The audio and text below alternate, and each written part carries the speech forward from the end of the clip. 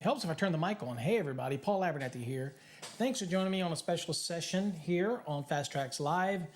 Today we're going to look at these non-metallic sheath cable interconnection or interconnector devices.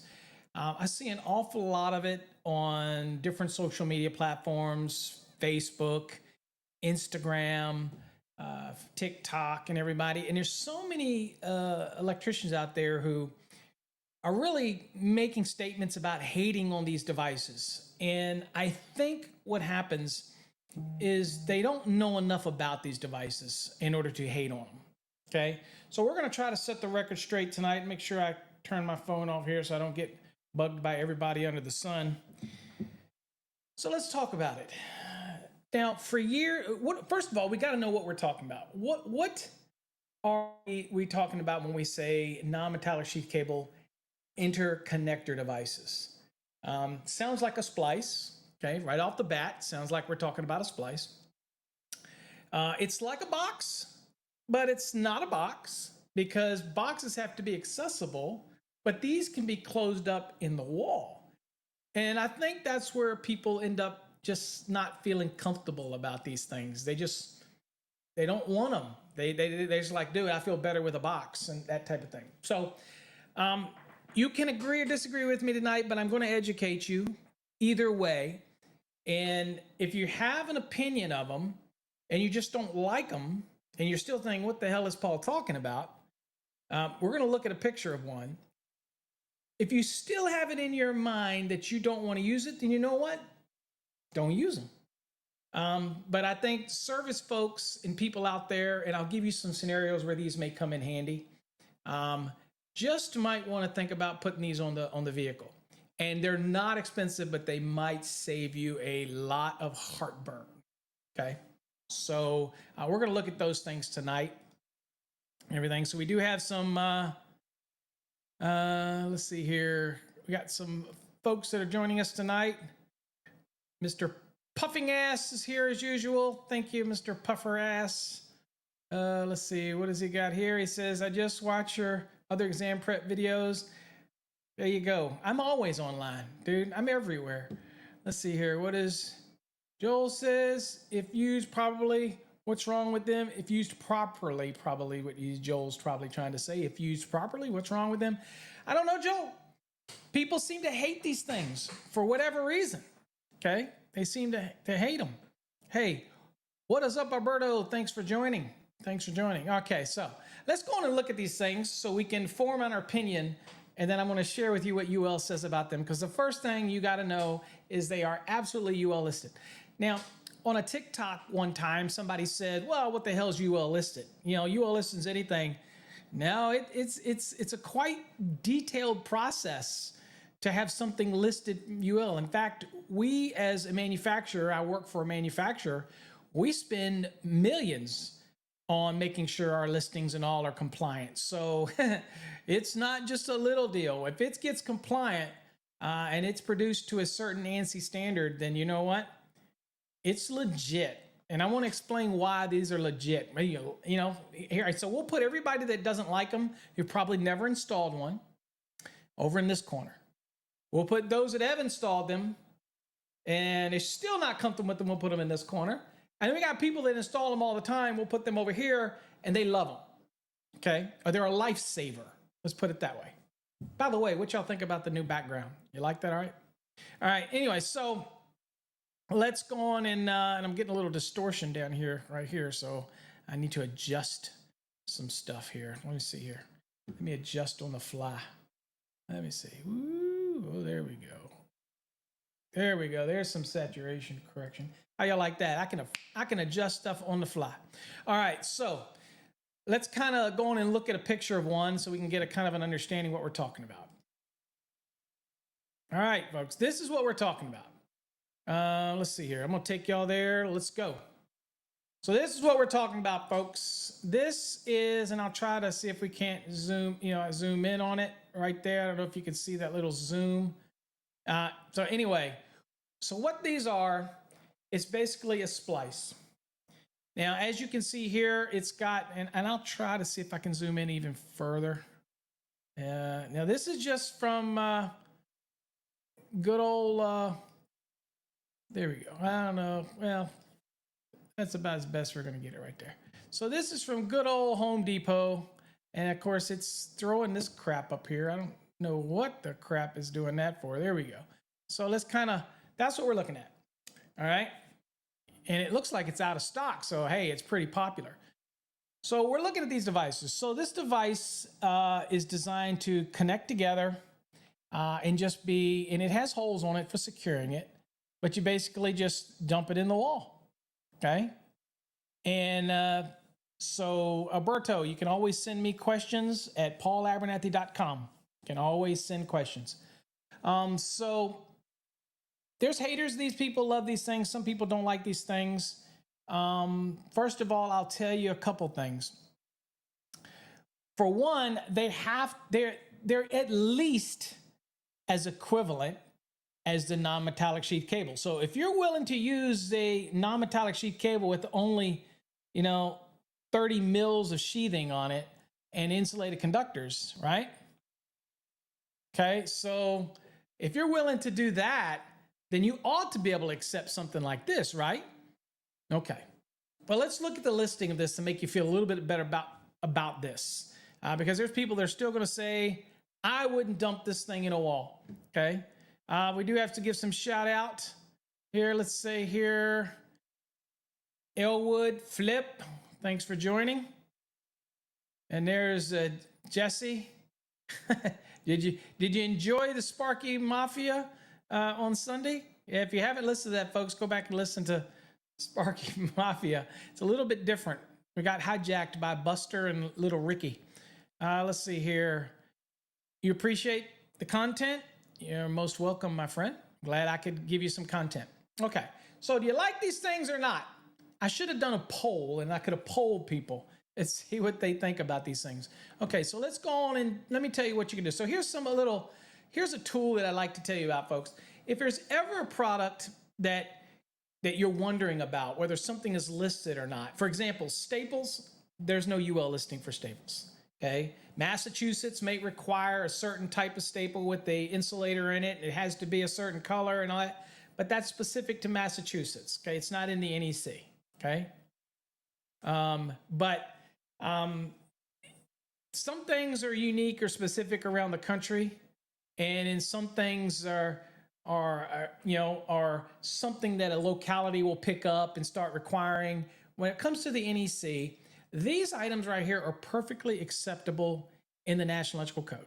Right, so that's not an issue. In fact, we can even go to the code and look for it if you want to look. We'll do that. But while we're doing that, real quick, I want to go on and show you the UL listing on these because everybody's like, I don't trust these things. I don't like these things. They get rigorously tested by UL. And it's like anything else. If you don't install it correctly, then hey, that's on you. You have to install it properly, follow the instructions, okay? Can't fix stupid. So Nick FPV, thank you for subscribing. I appreciate it.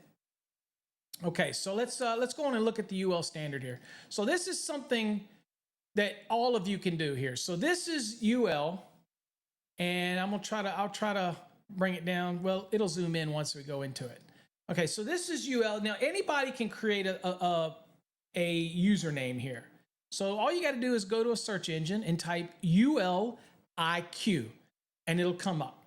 All right, so create an account. This allows you, it's like the old UL white book, except now it's online and it's free to everybody. Oh, by the way, at the top, We are still doing the 50% off for the annual subscription to Fast Trax Tube. I talked to a gentleman today. He says that is way too cheap for all the stuff we offer. I agree, but nevertheless, thanks to the holiday spirit that I am in, get involved in Fast Trax Tube because everything we're doing is moving that direction when it comes to videos and podcasts.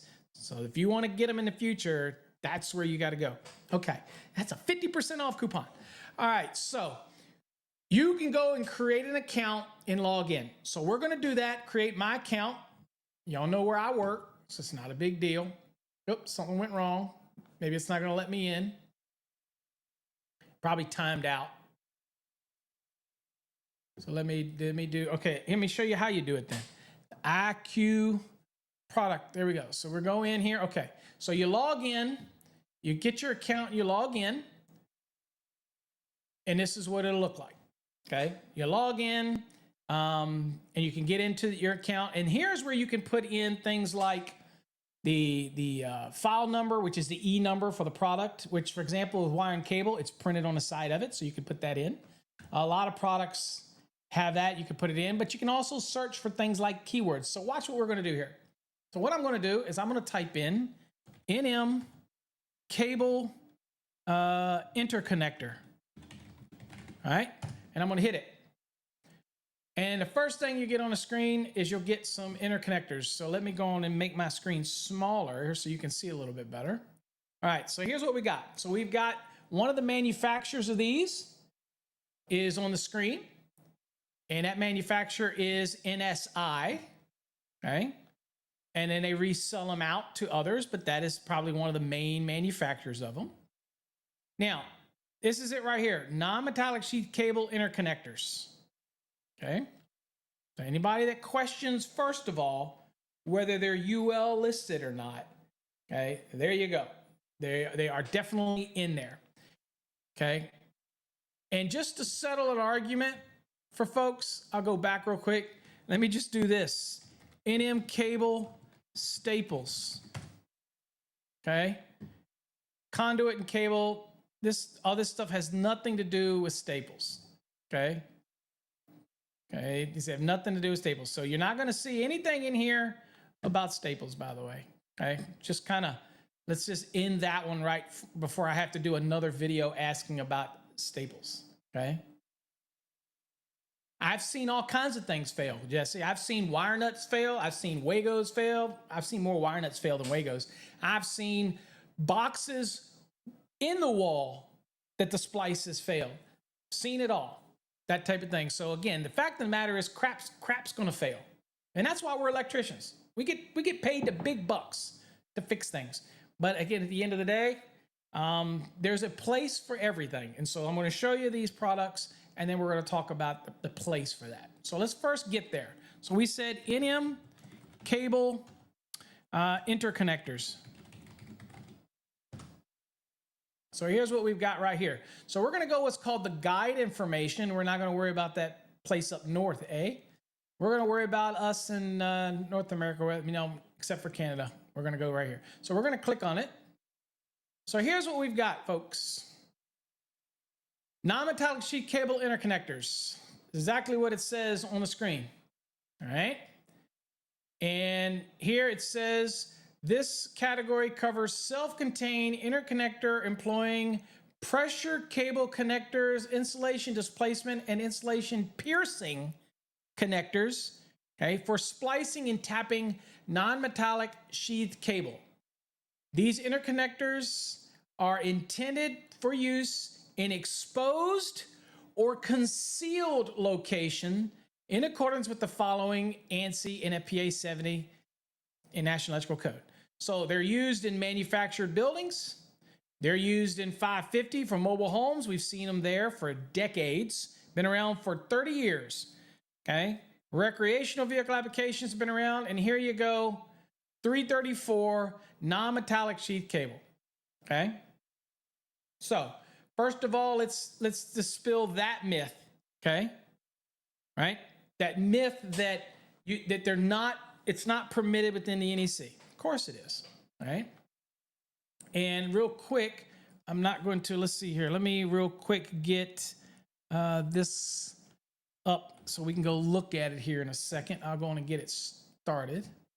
And I'll take y'all there just a second, because I want to give you all the information I can on this, because again, there's a lot of people that say, oh, I would never use them, or I would never do this.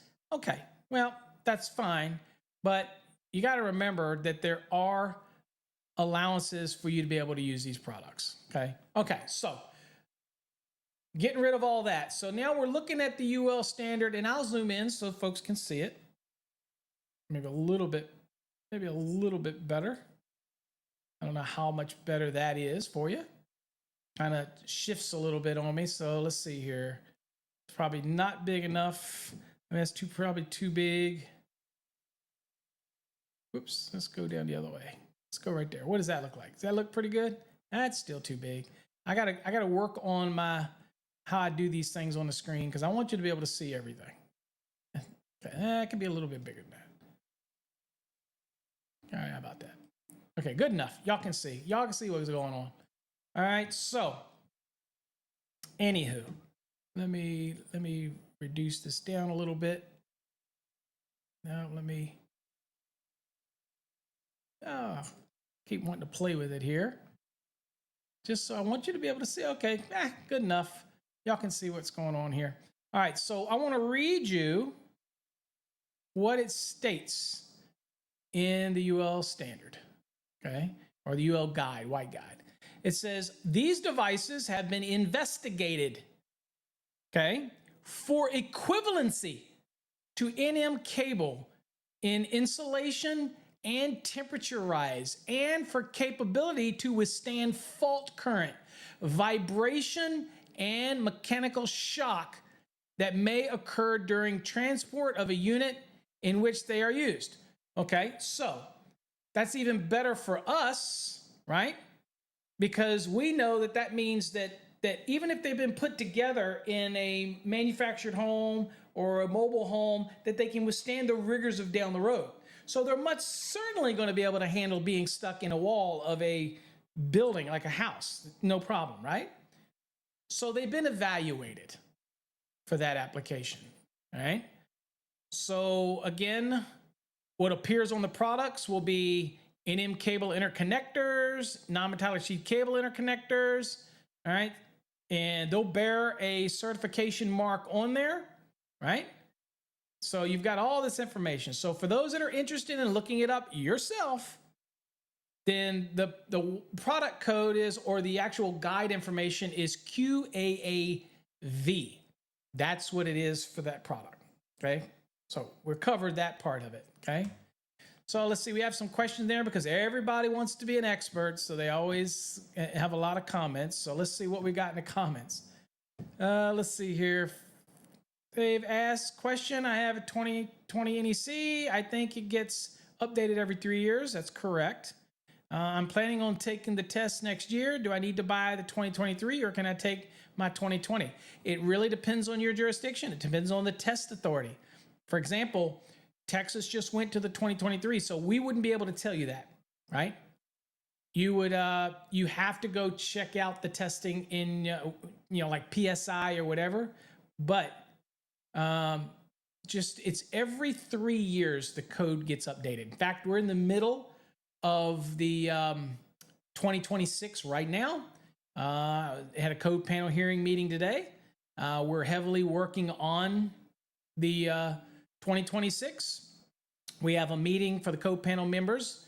We have a meeting coming up in, I think, January. We're all going to get together down in Charleston, South Carolina. It's open to the public. If you want to come, you can sit in and watch us hash out these things. Most of the groundwork has already been done in our committees, so we're, you know what I'm saying, ready to. I get it, Hadley, but we don't need to do this. I get it. I'm not questioning you. I'm just saying, just trying to tell people every 3 years. Okay, it does it. So anyway, feel free to come down and join us. So anyway, let's see. What's new? Way too many things to talk about in 2026. You're going to have to wait until the first draft comes out, and then you'll get to give your public comments to all those first draft stuff that comes out. And a lot of messing around, a lot of stuff. We're changing a lot of stuff around, moving stuff around, and we're all getting ready for what's inevitably going to come in 2029, and that is an entire restructuring of the NEC. And hopefully I'm retired by the time that happens. I know you're retired, Hadley. I hope I'm retired by then, that type of thing. We call them public inputs now, public comments, and we've already passed the public input stage. We're now reviewing those public inputs, and the next step after we meet in January, we'll put out what's called the first draft, and that'll be available for everybody to comment on. But adding anything new, that ship has already sailed for 2026. You'd have to wait until it's time to do it for the 2029, that type of thing. So that ship is, let's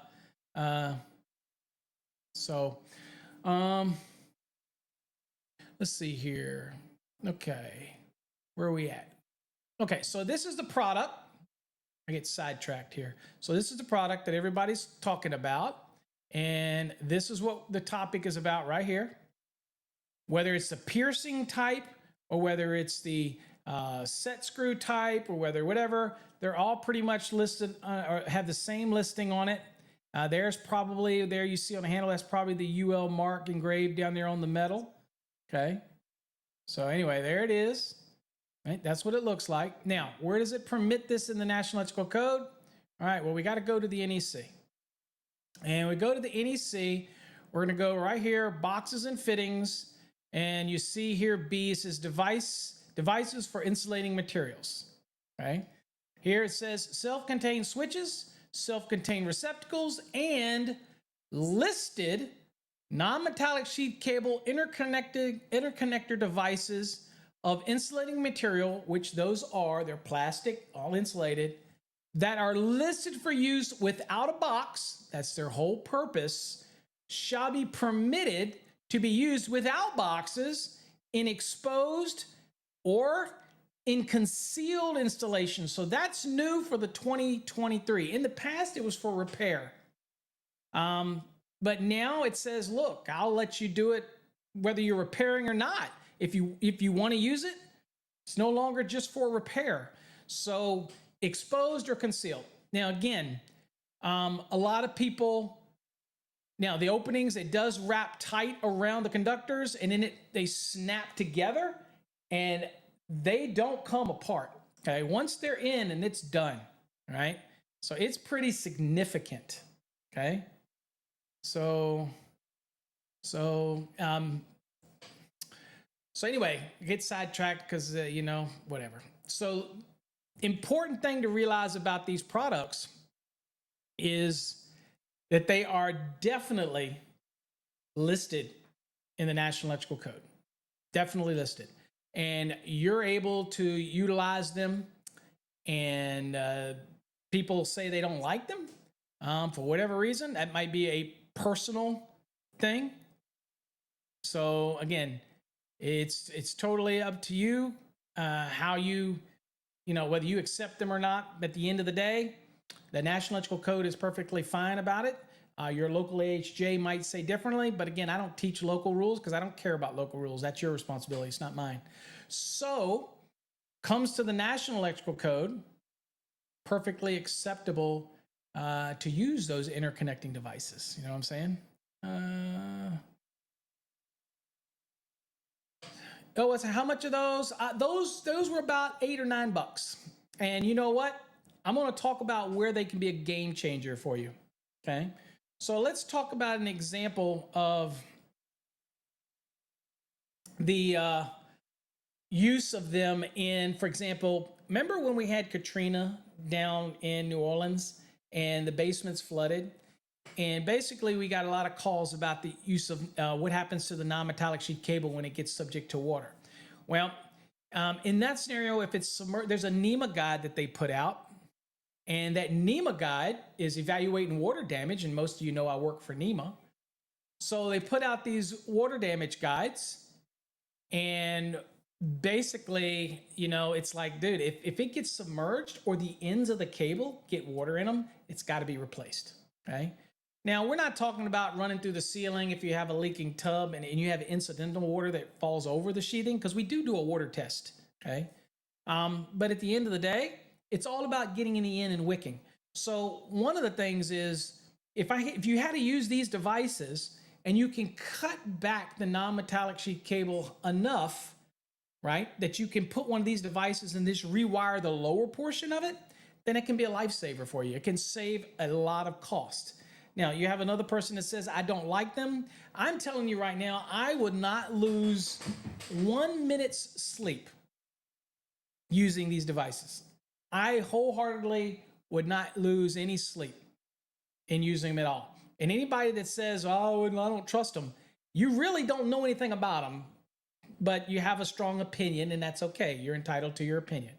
But at the end of the day, they get evaluated, they're listed. Now think about it. You're still okay with a thin sheathing on individual conductors enclosed in a wall. These connectors are a little more substantial than just the non-metallic sheath cable, okay? And they have a long track record, okay, for many, many years, decades, where they've been used. I've used them before in manufactured home where it comes in pieces. That's where they've been used. I've seen them used in a repair. I think Jay, the Basement King, uses them from time to time. So I don't have any problem. And they are great to have on your truck, that they might be a lifesaver for you if you need them in a pinch. And as long as they got that mark on them, I don't have a problem. It's kind of like the Wago. People argue about the Wagos, that type of thing. You know what? It's a listed product. As long as it's a listed product, that means that to me, it's been evaluated. If it's been evaluated, I'm going to use it. Now, if I don't install it right, or I do something funky, then, that is on you. That's on you, the installer, if you do that. You know what I'm saying? So other than that, Elwood, they're probably, I think those are about $8 a piece, okay?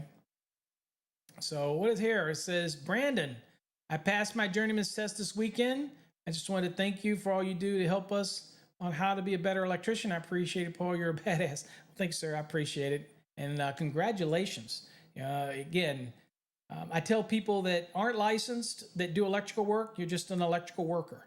The moment you get that license, you're an actual electrician. So Brandon, Mr. Electrician, welcome to the family. Okay. Let's see here. What do we got here? Let's see here. Let's see, Nick. Glad I could answer your question. I don't remember what it was, but I'm glad I answered that for you. Let's see here. What are we talking about here? Alberto says those experts from TikTok won't come to YouTube. Yeah, well, they could. They probably will. The Bill Schneiders, the Nat King Fool, all those damn folks. It's you never know. So anyway, that's kind of it, guys. I just wanted to kind of do it and show you those. I do want to remind you that anybody can get access, okay, to those accounts.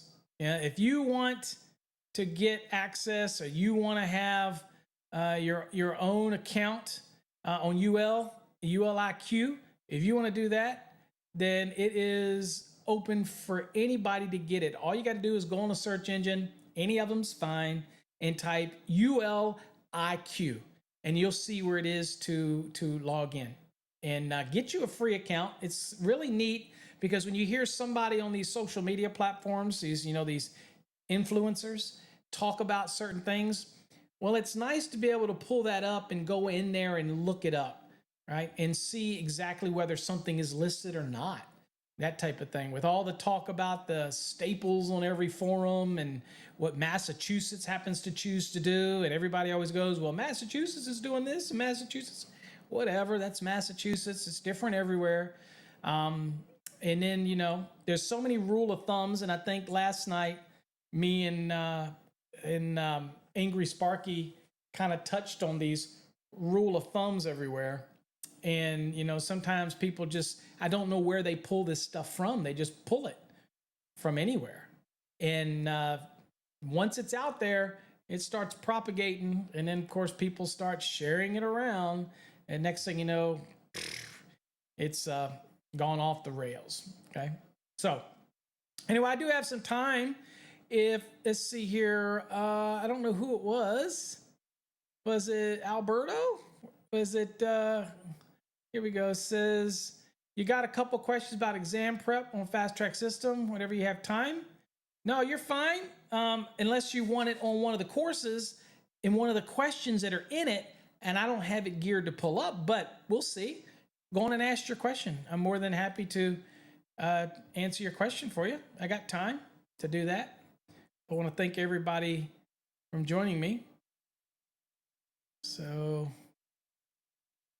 let's see here.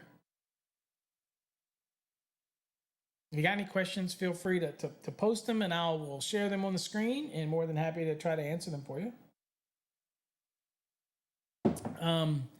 But if you haven't caught my Sparky Mafia podcast from the other night, then you want to check it out because it is pretty funny. It's a little different Paul, okay? So I'm sure I'll offend somebody, but that's my Sunday. That's my time at 6 p.m. I take the hat off and I do whatever I want to do. And I had people say, well, wait a minute. That's not the same Paul that teaches in the seminars and teaches on the shows and a video. Yeah, that's right. It's not the same Paul. Paul is not that little fake behind the scenes kind of guy. You get Paul on Sunday evening, okay?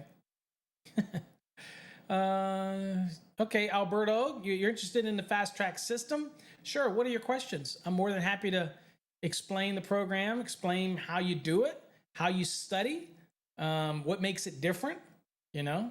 And I love the haters that don't even know what the program's about, but they want to say stuff about it. I challenge them, bring it, because I'm more than happy to explain what the program covers and why it makes you successful. That's the difference, okay? So feel free to post any question you want, and I'm more than happy to answer that for you if I can answer it. Let's see here.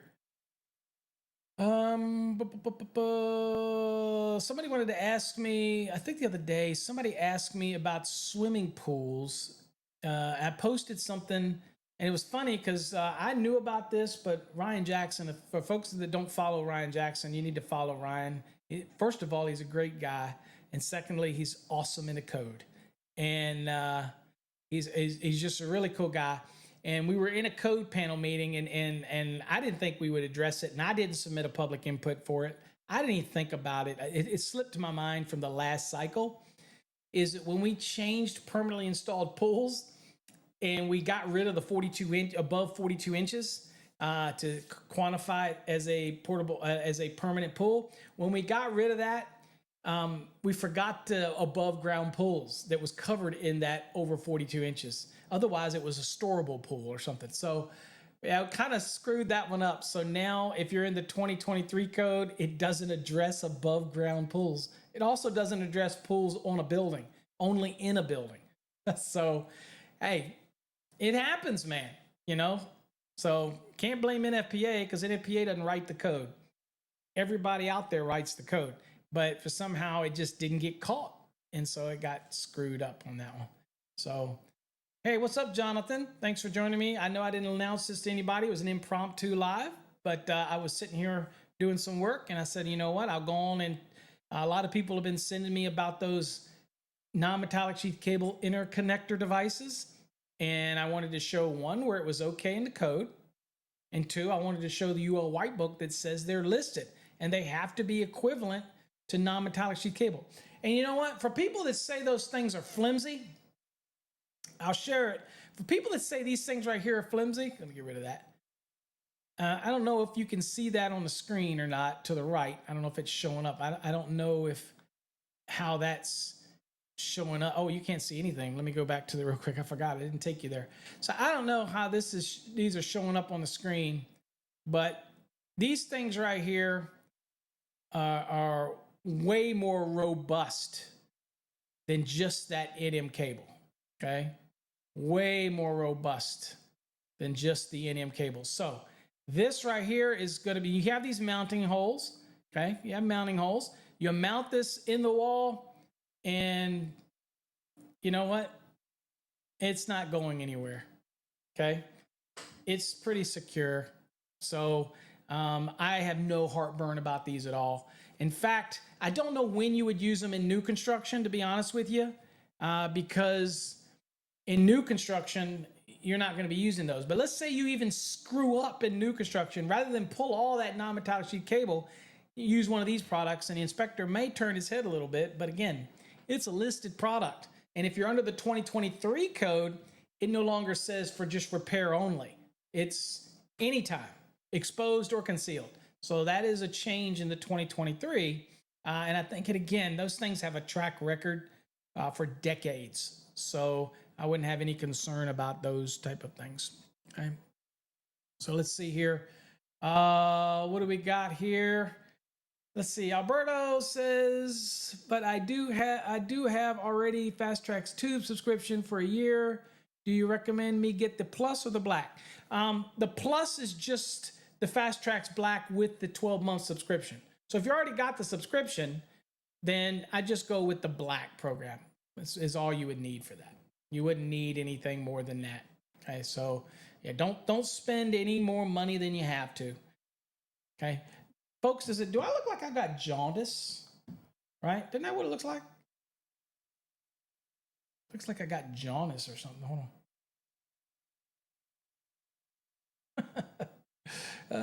So anyway, I got lights all in this studio. I have no idea why I look that way.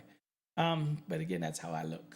So yeah, so Alberto, it's so the course is 19 units.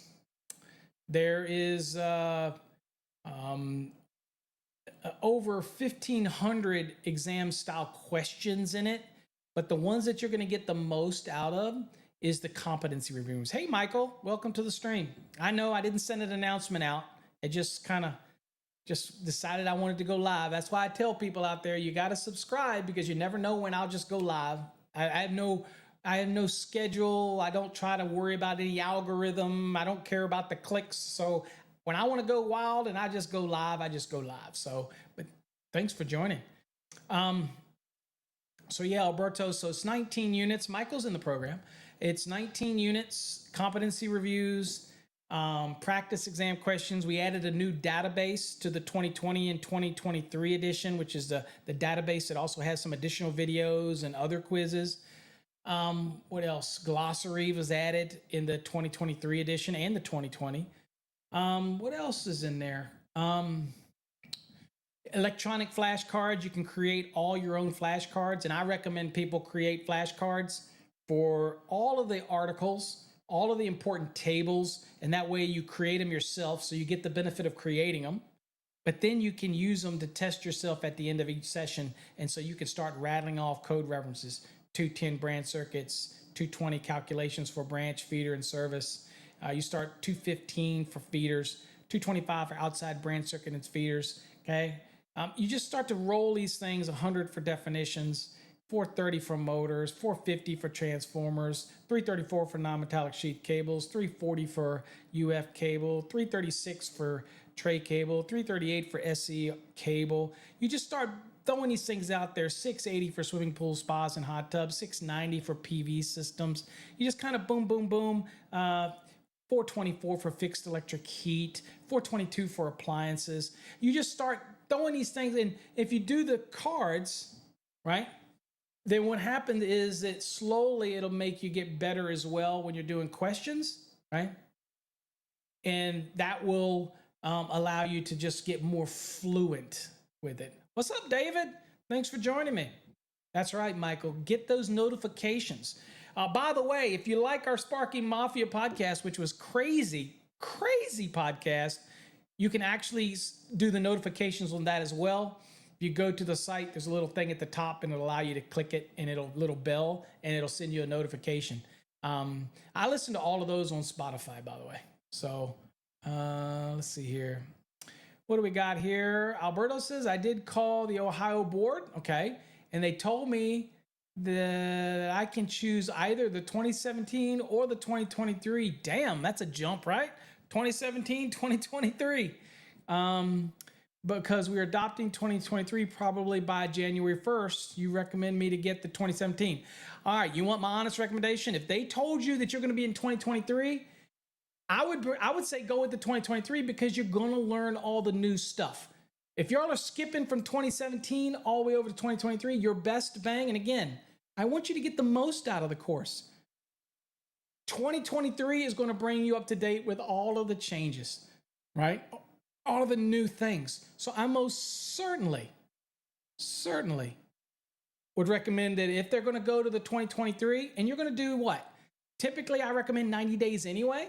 So if that's going to push you past the first of the year, then guess what? Then you're going to get the benefit of the 2023 changes. Okay, that's what you're going to get, those benefits. What else we got in the chats here? Anthony, welcome. Didn't see you sneak in there. So yes, Alberto, I just go with the 2023. If they said that, then I trust them. That's what they're going to go with. Let's see. Michael says, yo, I listened to last night while I was driving. So what'd you think about the show last night, Michael? You think we should get Angry back for another show? You think he was a good guest on the show? We got to give him a better set of headphones or something, because every time I'd hear myself and I was like, damn, I can't stand that. But no, he's a cool cat. I enjoyed having him on the show. And I don't know about Buster and Little Ricky. They were just problematic dudes. Okay. They just, you know what? I got to figure out a way to block them from coming in.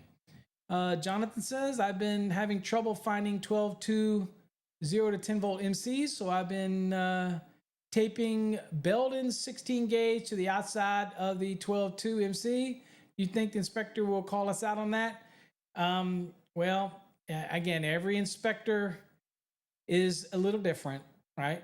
So there is allowances for example, with raceways. That's not a MC is not a raceway, and you got to worry about the rules about supporting other cables, because that 0 to 10 is typically another cable. So cables typically can't support cables, but you'd have to look in the code book, and I don't remember. So let's see here. Let's go look, since we got the time, and I can't see anyway. So let's go look at 300. Because that's an installation rule. And let's see what we've got here. Let's see, for your case. Okay, so what it says is cables not used as a means of support. So that would be in 300.11c. And of course, I'm looking in the 2020, by the way. I don't have the 2023 on me. I got it on. Well, wait a minute. Yeah, I do. Well, shit, what'd I do that for? The hell did I do that for, folks? Got all this technology and I'm not using it? Okay, never mind. So let's go back here. And let's see if I can do this. So here's 300. Okay, we'll go to here. All right, and let's see here. And let me just click in here and get us in here. Okay. Okay, so I don't know which part on the screen you can see, but we'll just do this part. And let's see here. I don't know if how much this lets me get on the screen. There we go. That's good enough. All right. So this is a raceway, but you're talking MC. So this is cable. Okay. So it says cable wiring methods shall not be used as a means of support for other cable, raceways, or non-electrical equipment. Okay. So again, it's really going to depend on your AHJ. Okay. Now you can have raceways support things like raceways shall be able to support raceways, cables, or non-electrical equipment under the following conditions, right? So like the class 2, class 3, that's solely for the purpose of the equipment that's being controlled by the main circuits, but you don't have that same allowance down here for cable. So could the AHJ ding you on it? Absolutely, they could. They might just walk right by it and not care. But yeah, I'm interested in, have you checked our Uncool wire? Y'all do know that I have a patent on that product, right? I'm one of the patent holders. I created that product, and now other manufacturers do it, but I'm the patent holder of that product. Then AFC's got patents. Everybody's got different patents because of different constructions. But if you go look up, I have 4 patents on that 0 to 10 volt MC. That is my creation while I was having a beer at a pub with a competitor. So, but yeah, I wouldn't, if you're getting a shortage, that means we're selling the crap out of it. But yeah, we have our Encore Wire version of it. Just go to encorewire.com, find your local rep, and then contact them, and they can tell you all of the available places in your area, and they'll know who has it and who doesn't. Okay, so just go to encorewire.com, and at the top it'll say where to buy, and you're basically looking for our rep. You can't buy from the rep, but the rep knows everywhere that it would be available in your area. And so there you go. And tell them Paul sent you. He's not going to get you a discount, but he might be more apt to help you out even quicker. And that's funny because I got a guy today who told me that I didn't know what I was talking about when it came to yellow conductors, and he said, and he dropped the name. He said, Encore Wire's literature says that the yellow is the neutral, and I'm like, yeah, I wrote all that. I'm the head guy for that. I'm ahead of codes and standards. Now, what we were saying is the yellow can be used as a neutral if it's 4 and larger because you re-identify it. Not that we think that the yellow can be used as a neutral. Code doesn't say that in 200.6, but it allows you to field identify. And I think he was lost, but that's the nature of TikTok. I'm just saying, I'm not going to go down those rabbit holes. Why would you argue with the guy that writes the standards or helps write the standard? Whatever. Some people want to do it. That's okay. I don't know everything, but if it comes to wire and cable, I kind of know that pretty good. So let's see. Yep. Anthony keeps some of those interconnectors on the van. Dude, they could save your butt in a pinch. So absolutely. I wish I had one because I had my light outside my garage. The wire broke in the wall and I had to cut a hole to get access to it. I ended up putting a junction box there.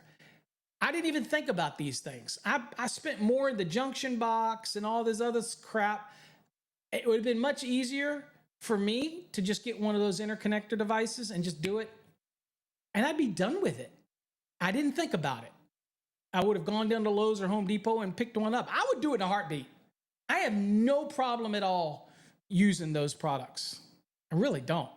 Okay, it's kind of one of those things where I don't have a problem using them at all. And those that do, it's like backstabbing. You hear me and Jay talk about that, and everybody talks about backstabbing devices. I'd never backstab. Dude, it's a UL listed device. As long as it's 14 gauge, you're not trying to stick 12 in a 14 hole. Okay? As long as you understand how it's to be used, you strip it the right length. I've seen them fail. Yeah. And I've seen more fail where they wrap it around the screw because they over torque it and strip it, and then it wiggles loose, and then it just sits there in arcs. And I have seen people that put it on backwards, and I've seen people do all kinds of stuff through my career. So I've seen more screw connections fail and wire nut connections fail. Okay? So, I'm just saying. Let's see here. Probably not cheap. None of that stuff's cheap, but thank you, Jonathan. I appreciate that. Hey, Alberto, you're headed to bed. All right. Yep. 2023 is the way to go for you in your situation. Absolutely. And also, rumors are I might be getting to Ohio to teach a class for what's the name of that? The big electrical warehouse up there. Loeb Electric. Anybody that's familiar with Loeb, rumors are that I might be coming there teaching code update class for Ohio. So love to have you if anybody's near the Ohio area, but we're not announcing it yet because they're just now getting me back into the cycle where I'm traveling the country. So you never know where I'm going to be. So I might be in a place near you. I'd love to see any of you that wants to pop out and say, hey. Okay, just don't come out and assault me or something. I'm old and fat and can't move very quickly because usually I just run from you. Okay, and I'm concealed carry, but not outside of Texas. I don't carry it with me. But don't be hating up on me. So also got some plans to get out to California. Not a big fan of California, but a beautiful place. Okay, but so I don't know. We'll probably announce more of that when I get closer to doing all that stuff, that type of thing. Get to traveling. Anybody else have any questions they want to ask while I'm on? So I'm available. I'll answer what I can answer for you. Absolutely. If you ever make it into McKinney area, holler at me. I will definitely get you some swag, and I definitely will take you on a private tour of the facility as long as I'm still there. You know, I've been there 10 years, and they love me pretty good, and I'm pretty fond of them. So, but our CEO is flat out one of the most amazing CEOs of a major company. I mean, Encore Wire is a $4 billion company, and he's from a CEO standpoint, he's just he's an amazing guy. He's the reason I came to Texas, and he lets me do my academy. And so again, what can you say? It's a stand-up guy right there. He lets me do my thing, and I help them do their thing, and I write all their stuff for them and all their marketing and all that stuff. I help do all that. So, hey, it's a beautiful thing. Anthony, Paul, what's the industry standard on the life expectancy of, you know what?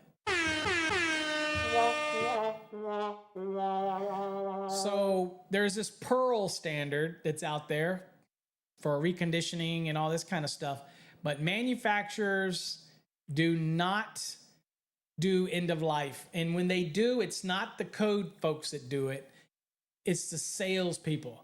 Think about it. The salespeople would love to tell you that you should replace your breakers every year, right? Every 2 years. The code folks will say no. There is no life expectancy that we talk about, okay? But salespeople sometimes will tell you anything, So that's why I tell people all the time: if they get something from a manufacturer, there's a big difference, right? The big difference is if you get something that says sales on it, I take it for a grain of salt. If you get something that comes from a manager or director or VP of codes and standards division, that's a different thing than somebody from sales, because sometimes sales will tell you whatever you want to hear. And a lot of inspectors won't fall for that. They want something from somebody that is a code person or a standards person. Again, just my experience running multiple jurisdictions, but at the end of the day, it's all good. So the standard I found, like through ECM, they recommend 30 years to interior equipment, 25 years. Yeah, I would. You know what? If you get any manufacturer that point blank states that, then that would be going against the NEMA directive. Okay. So there is studies out there, but I am not aware of any that would be endorsed by the manufacturers. So you got that, Anthony? More than happy to send it to me. Pearl puts out standards, things like that. But I worked for NEMA, and I can tell you that they were very cautious about saying anything about an end of life. And you certainly won't get it for a wire and cable manufacturer. Think about it. Am I going to tell you to put non-metallic sheath cable in your walls and then tell you 25, 30 years you got to replace it? What about MC cable? What about raceways with conductors? You know what I'm saying? So you don't recommend anything to your customer. They're going to be dead by the time it's necessary to be replaced.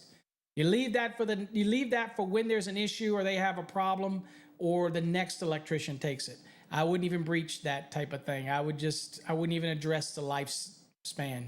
Now that might be different for things like PV arrays, things like that.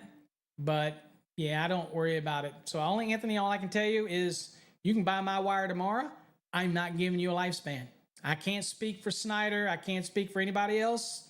But I'm telling you right now, ask me about the lifespan of non-metallic sheath cable. Ask me about the lifespan of THHN, XHHW-2. Ask me about the lifespan of the raceways. Guess what? It's going to long outlive you, and then it's the next person's problem. That's the answer that I'd give for that.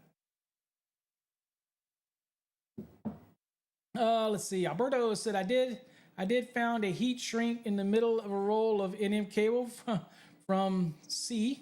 Okay. Can I imagine probably the manufacturer. Okay. Max, the wire was nicked. What do you think about that? Well, you know what? Believe it or not, the production of non-metallic sheath cable, the individual conductors are allowed to be spliced. But typically it goes through, the individual conductors go through what's called a spark test, and they take it through a sparker, but that's before they cable it or put it inside of the sheathing. So yeah, it is possible you could get a splice. Usually for us, we have a really robust quality controls. Okay, so that's the one thing that is unique about Encore. I don't mind speaking about it. Disclaimer, our lawyers are like, Paul, always got to give a disclaimer. I'm not speaking for Encore, I'm speaking for Paul. Okay, to make them feel better. Unless when I'm on their clock. When I'm on my clock, I'm saying it because I know it. We tend to have a process to filter out those things in the process. Does that mean something can't slip by? No, it's, when you're making millions of feet of it, it could happen. But usually there's a process to make sure that that's not there. And it would be very obvious, that type of thing. But you shouldn't have all those you shouldn't have a bunch of damage inside your non-metallic sheet crate. He said, Angry Sparky is pissed with me because he thinks I don't have the right to sell new panels to pay people. Think our company is shady because we offer people panel replacements. I don't know if Angry's mad because of something like that. I think it's probably how it's done, right? Probably the approach, using maybe scare tactics or fear tactics to somebody. You've heard me say I have no problem with a FPE stab lock. I have no problems with it. I've seen plenty of them that look like you could eat out of them. There was never a recall. There was a class action lawsuit in New Jersey. They never recalled them around the country. Yeah, they misled UL, but an independent fact-finding study found that they would operate when necessary to a point where it wouldn't be a fire. So I don't blindly tell people to replace things just because of age. I don't. There's other alternatives. For example, they make the replacement for the guts that you can just replace the guts. You can get a Cutler hammer internal gut that'll go inside of an existing cabinet. That's an alternative. It may be just cheaper to replace the whole panel if there's problems. But I am not a believer to go in and just look at something and say, oh, that's a Schneider panel from 25 years ago. You got to get a new panel upgrade. I'm not that kind of guy, but to each his own. You're in business, you do your thing. I don't think Angry would be mad at you for that, because Angry's usually mad anyway. That's why he's Angry Sparky. But I don't think he's pissed because of that. I'll talk to him. I'll tell him, calm down. Yep. And you can offer them a good, better, best option. And they're the ones that ultimately make the decision, right? But as long as you don't, as long as you're not using fear tactics in order to make money, that's where I draw the line, right? I was a contractor for 20 some years. And I never feared anybody to get anything. Okay. So if an insurance company won't do their insurance, and I'm not experiencing that with people, then, if it's insurance driven, then it is what it is. If the insurance wants it to be replaced, then, hey, then it's not your tactic. It's basically the insurance is driving it, and you're just giving them an opportunity. So maybe that's what it is. It wasn't conveyed to Angry that way. But I'll tell you, I did see a video on TikTok. I think the bearded inspector did it. And there was an inspector, home inspector, who was telling somebody that it was a 100 amp panel, that it's not adequate for the house. So you need a whole new service, a whole new panel. That's just wrong. Okay. You can get breakers replaced. You can get, breakers that are listed for use, replacement breakers. There's other options rather than fearing somebody into it. But if the insurance company demands it, and that's the reason they're calling you out, and you're just giving a price, it's absolutely nothing wrong with that. So if that's what you're doing, then Angry misunderstood the application. If you're just going out there and a panel is in good shape, looks good, it looks in really good, but it's just older, then no, it's not right to talk them into an upgrade just to get a sale, because it's going to work fine, right? That type of thing. And you know how I know all this lifespan stuff? Because guess who started all that stuff?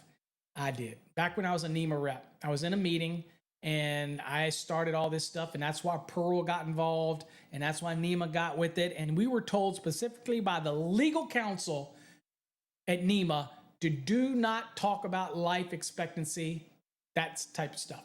We were told point blank that the manufacturers, who all make up NEMA, by the way, said that we do not want to have that discussion. Now, I can't speak for the sales wing, but for the technical folks, we were told you do not talk lifespan. And we don't.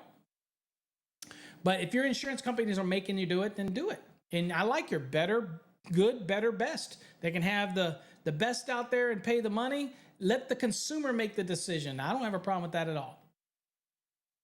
I think his upsetting was, I think it was a video that posted where somebody was charging $20,000 or something like that for a service change. Look, folks, this was like a 200 amp service or less. I don't care who you are or where you're at. There is no service change worth $20,000, okay, for a 200 amp panel or 100 amp panel. I don't care. You're not going to convince me. I don't care where you're at. I don't care if you're in Hawaii. It's not worth 20 grand to do a simple service panel swap. It is not. And I think that's what he was talking about. Let's see here. Elwood says, I have derated service panels and breakers will take a dump on me, and it opens and can of words trying to locate them. They won't turn back on. Okay. Anthony says, see, it's hard though, Paul. I'm a sales guy at the end of the day. Okay. When we walk in the door, the goal is to maximize the sale on $89 service call fee. Yeah. Well, again, Anthony, at the end of the day, I tell people all the time, you have to do you. Don't worry about what Angry thinks of you. Worry about anybody else thinks of you. You do you. And, but I can't go in on an $89, and I don't mind making recommendations for fixing some receptacles, hanging a luminaire, hanging a ceiling fan, fixing your GFCIs, putting these in, adding enhanced safety that the home inspector wants. I can't walk down to a panel and look at it. I don't mind recommending surge arresters and things like that, because that will protect the sensitive electronic equipments in the dwelling. I don't mind that type of upsell. But to turn around and go there for a service call and then turn around and try to get $15,000, $20,000 like that video was trying to do, to me, that's shysterism, and I'm not into that. But you do you. I'm not judging you.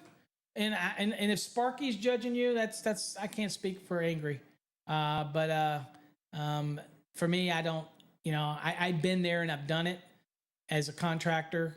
And yes, I try to maximize every dollar that I'm in that house, but but no way will I, ram them with that. This was an example. I think that all started because that was like a $20,000, or that lady had posted something. It was $20,000 service change or something. I don't know any service change that should cost that much money. That's a whole damn house wiring. That's a whole damn building, wiring for prices like that. Okay. That's all I'm saying. Okay. Anyway, so how is everybody? Is everybody liking the new stream? The new software we're using? Better than what we used to use?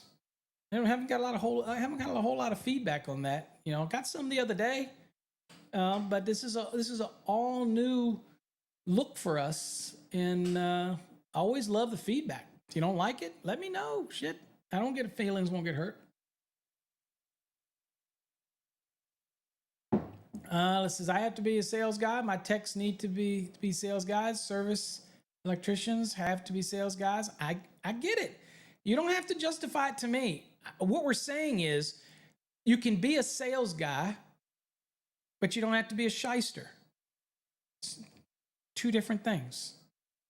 right? The whole thing started was because of a job that was 20 grand, okay? To do a service change. Yeah, but you make the price book. But again, I don't want to get into it, Anthony. I'm not judging you. You do you. Don't worry about what Angry says. I mean, you know, Angry's just angry, and that's his opinion. My opinion, I couldn't sleep at night by sticking somebody with something that I know that's. I'm all about making a fair wage. I'm all about my markup. I'm all about my burden. I'm all about that. But I'm at the end of the day, it's probably why I'm good that I'm not a contractor anymore. I tell people this all the time. It's great that I don't have to walk in your shoes. So I get it. But I'm not judging you at all. Trust me. No judge here. You do what you got to do. I do believe that people have to be salesmen. You need to have your people know how to sell. But, I think the example was just a little extreme. And I don't know what prices we're talking about for you and why Angry would have, But see, it's not hard for me. I cannot walk into a job for $89 service call. By the way, mine was $125. I can't walk in there and just walk at a panel, and just because the panel has got some age on it, it looks good in there. I don't see no evidence of any problems. I cannot tell somebody that they have to replace that panel unless I see something wrong with it. That's just a difference. That to me is not a salesman. That's snake oil, right? So I can't do that. That's just me, right? Now, if the insurance industry is making you do it and you're going to this call because of the insurance, then have at it. But again, even if you did go and try to push something down somebody's throat, that's your business. And I'm not going to judge you. I just judge me. I couldn't do it. But again, it's probably why I'm not in business anymore. That type of thing. And I was pretty tough. I got paid for everything I did. I hit change orders all the time. Now, my brother is totally different. My brother's just a sweetheart of a guy. So if somebody wants to move something, he'll move it. If they want to add something, he'll add it. Not me. My ass charged you for it. You know what I'm saying? Well, they're just trying to, you got to remember, they're just trying to cover their ass, Anthony. They're just trying to cover their ass. They don't want to pay claims. So if they give you this expectancy that they adopt, right, then what happens is they're covering their butt. Now, where do they get their info? See, that's the question here. You're speculating where they get their info. Why not ask? Why not ask the insurance company where they get their info? If you know of an insurance company, it's like, let's say I do a call, okay? I go to a service call, and that customer says, my insurance company is making me do this. Who's your insurance company? State Farm. Who's your agent? Because they got an agent. Call that agent. You know what? You might even look like more of a hero by getting involved in contacting the agent, but then you're not going to make the big sale. But you get a customer who goes, and my brother does stuff like that, and then he gets a customer that refers him to everybody that knows. You know that old saying, you piss off one person, they'll tell everybody? Well, you do one really good deed for somebody, then they'll go out of their way to help you out. Well, that's because they don't know. That's the easy thing to say. It's the industry standard. What industry standard? Dude, I worked for NEMA. I know you want to listen to the insurance guy. I'm telling you, I'm talking to you from a guy that worked for NEMA. There is no industry standard. There's the Pearl standard, but that is for refurbished and reconditioned and stuff like that and stuff like. But there isn't any life expectancy. No manufacturer. Let me tell you why. Okay, I'm gonna give you a dirty secret. Okay, I'm gonna tell you. All right, I'm gonna give you a dirty secret. Don't tell this to everybody. I'm gonna tell you the secret. If I worked for Schneider and I told you that the life expectancy on my panel is 20 years, then Eaton says, oh, shit. Theirs is only 20 years. Mr. User, mine is good for 25. You best go with mine because you're going to get more use out of it. That's why the manufacturers don't want to touch it, because they'll play it off of each other, right? If this one says 20, this one's going to say 25 because there's a dual edge here. One, they want it replaced early, but then the other one wants to say, well, I want mine to say it lasts longer so that the owner doesn't have to think about replacing it. It's like roof shingles. Who the hell wants to do shingling of a roof? You know a 30-year shingle doesn't last 30 years. You know it doesn't. I know this. I got a house. I got a 3,400 square foot house, and I got to get it, and it's only about 15 years old, and those shingles need to be replaced. And those are supposedly 30-year shingles or 25-year shingle, whatever. They look like crap, right? So that industry does that. When it comes to the electrical industry, manufacturers don't want to put themselves out there because the other manufacturers will use that against them. Now, the salespeople, they could say anything under the sales wing, right? So it's one of those things where they go, oh yeah. Now the sales department for the company probably won't. The distributors and the local reps probably will because they want you to buy more. However, most of the people that won't do it because they know that even if it lasts 20 years and you say 20, 25 years, they're either going to be retired, they're not going to make any money off of you. So what they're trying to do is say mine lasts longer than his. And he's going to say his lasts longer than his. And he's going to say his lasts longer than his. And it's that game. And that's the dirty secret. Manufacturers don't want to play that game. So I don't know where the insurance is getting its industry practice. It might be for the insurance industry because we know that insurance is nothing more, you ready? Insurance is nothing more than legalized money laundering. That's all it is. We get insurance in the hopes that we don't get sick. We get car insurance in the hopes that we don't have an accident because if we do, they'll drop you like a bad habit.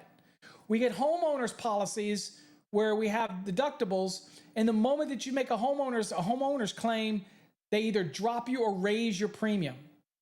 You get sick with cancer, they drop you. So, to me, it's a necessary evil, but to me, insurances is just legalized money laundering. That's all it is. And banks are the same damn way. If I put my money in a bank and I want to go get it, they won't give you my money. I put $200,000, $400,000 in a bank and I go in and I want to get it, then they can't give it to you. You have to wait or you have to fill out paperwork. I'm thinking, that's my damn money. But no, you can't. We don't have that much here. We got to do it. I'm sitting there going, what are you talking about? That's my money. But yet they will loan you money, charge you a crazy interest rate, and they're making money on your money. But then when you borrow money, you got to pay an outrageous amount. It's legalized money laundering, the whole thing. I'm just saying. Don't I sound like a conspiracy theorist or whatever it is? Oh, let's see. What do we say here? Anthony says, it's sad a lot of homeowners here are already getting dropped from coverages and they're forced to do $4,500 panel change. $4,500 is a little better than the $20,000 that was in that discussion with that person online. I get that. Okay. So this Challenger thing down here is insane. They're making them even change the Eaton brand Challenger load centers. That's an insurance thing. So it can't, it is what it is. Yeah. So it's amazing, at the end of the day though, if you got to have insurance and they won't insure you, they hold all the cards, I guess. And that's a sad thing.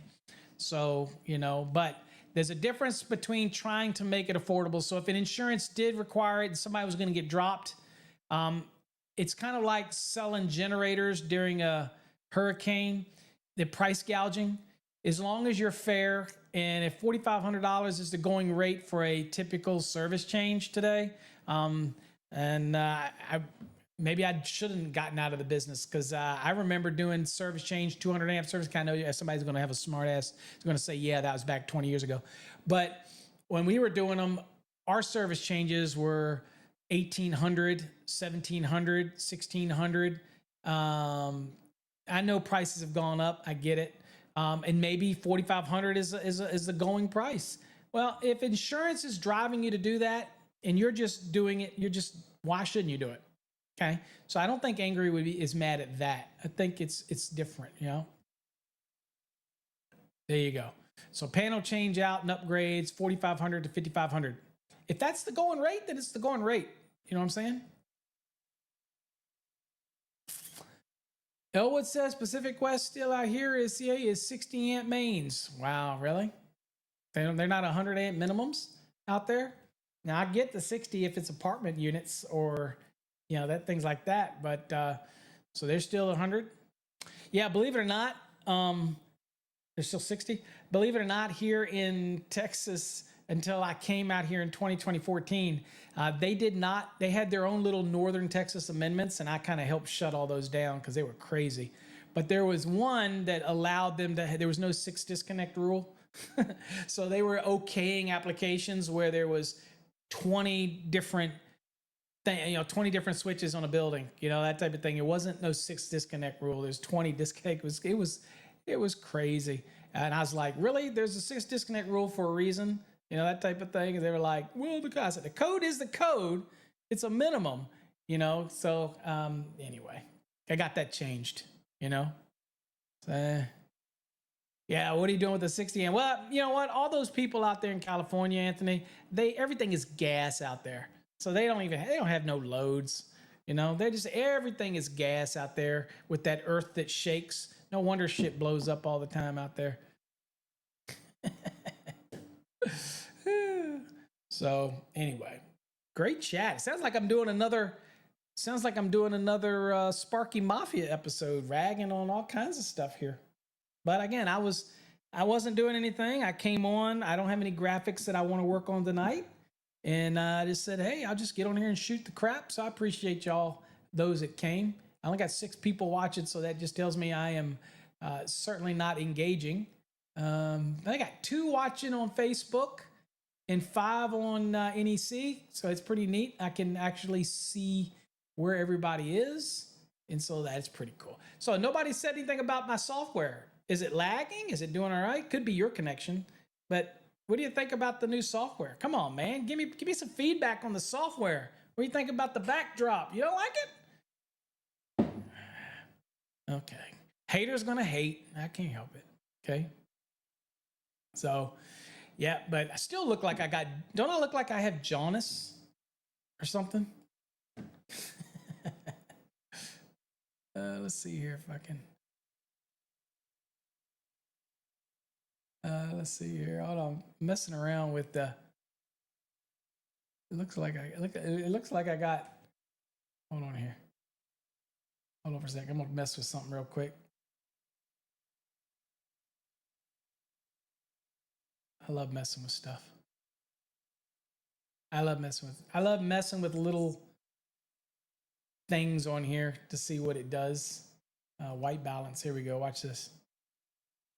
Ooh, whited out that one there. That's a little better. Nope, still got that anomaly back there, don't I? Oh well.